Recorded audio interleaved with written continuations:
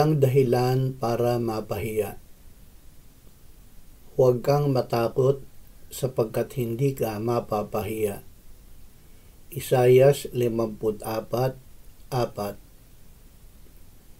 Sinabi ng Diyos sa pamamagitan ni Isayas, "Huwag kang matakot sapagkat ako'y kasama mo. Huwag kang mangamba sapagkat ako ang iyong Diyos. Palalakasin kita at tutulungan.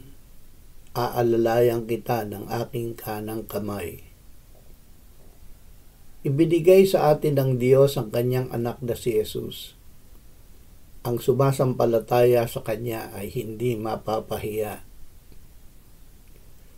Ama, bigyan mo kami ng kababaang loob ng iyong anak upang gaya niya ay lubos na sumunod kami sa iyo at sumampalataya na siya ay namatay para sa aming kasalanan at iyong muling binuhay.